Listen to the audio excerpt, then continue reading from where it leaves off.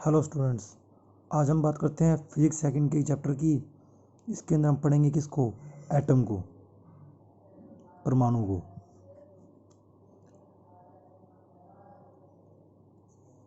Atom को define करने के लिए कई मॉडल आए भी, परमाणु कैसा होता है इसके लिए कई साइंटिस्ट ने अपनी अपनी थ्योरी दी। सबसे पहले आई थॉमसन।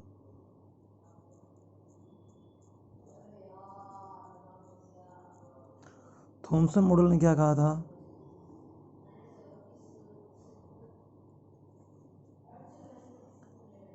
एटम एक स्फीयर है, परमाणु एक गोला है। इस स्फीयर की जो रेडियस है वो है 10⁻⁻10 मीटर। परमाणु एक गोला है, इसकी त्रिज्या 10⁻⁻10 मीटर होती है। इस स्फीयर के अंदर जितने पॉजिटिव चार्ज हैं उतने ही नेगेटिव चार्ज है। इसका मतलब जितने प्लस हैं उतने ही माइनस है। इसका मतलब ये पूरा का पूरा एटम जो है वो क्या है? वो न्यूट्रल है, उदासीन है। इस मॉडल के हिसाब से क्या क्या उसने अचीवमेंट हासिल कर ली, क्या क्या उसने उपलब्धियां हासिल कर ली।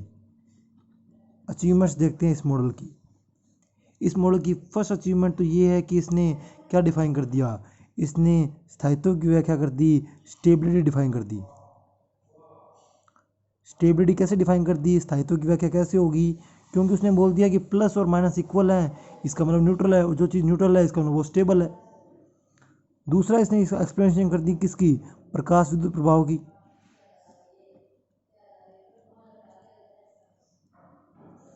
फोटो इलेक्ट्रिक इफेक्ट की।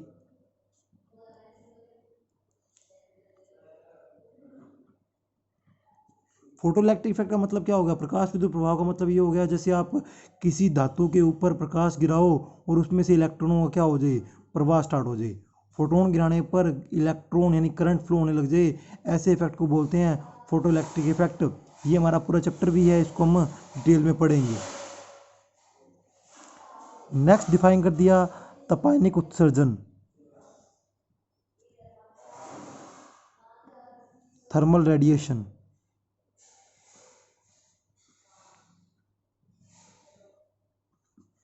मतलब आप टेम्परेचर गिराओगे और टेम्परेचर गिराने से क्या हो जाएगा? रेडिएशन है, रेज निकलेगी। क्यों निकलेगी? क्योंकि इसके अंदर क्या है? आयंस है, और आयंस को एनर्जी मिलेगी तो वो रेज की फॉर्म में एमिट हो जाएगी। अब बात करते हैं इस मॉडल की ड्रॉबैक्स क्या है, कमियां क्या है। ड्रॉबैक्स की बात करते हैं, कमियों की बात करते हैं। तो इस मॉडल की कमियों में फर्स्ट कमी तो ये आ गई कि यह मॉडल अल्फा स्कैटरिंग को डिफाइन नहीं कर सका। अल्फा प्रकीर्णन प्रयोग जो है उसकी व्याख्या नहीं कर पाया। आपने सुना होगा कि गोल्ड की लीफ लेके, सोने की पन्नी लेके उस पे अल्फा कणों की बौछार करवाई गई, तो कुछ अल्फा कण सीधे निकल गए, कुछ मुड़ गए, और एक 12,000 में से एक कण वापस आ गया। तो कुछ ही क्यों मुड़े और कुछ सीधे क्यों निकले और एक कण वापस क्यों आया, इसकी एक्सप्लेनेशन इस मॉडल के अकॉर्डिंग नहीं हो पाती। दूसरा, यह स्पेक्ट्रम डिफाइन नहीं कर सका, स्पेक्ट्रम की व्याख्या नहीं कर सका। स्पेक्ट्रम कैसे? जैसे अपना हार्ट बीट का स्पेक्ट्रम यूं बनता है, वैसे ही हाइड्रोजन का स्पेक्ट्रम ऐसा बन रहा था, रेखीय बन रहा था। तो वो इस तरह ही क्यों बना, इसकी एक्सप्लेनेशन यह मॉडल नहीं कर पाया। एग्जाम में डायरेक्ट क्वेश्चन आता है, जैसे कई बार तो रेडियस पूछ लेता है, एटम की रेडियस कितनी है, परमाणु की त्रिज्या कितनी है, या अचीवमेंट पूछ लेता है, या ड्रॉबैक्स पूछ लेता है।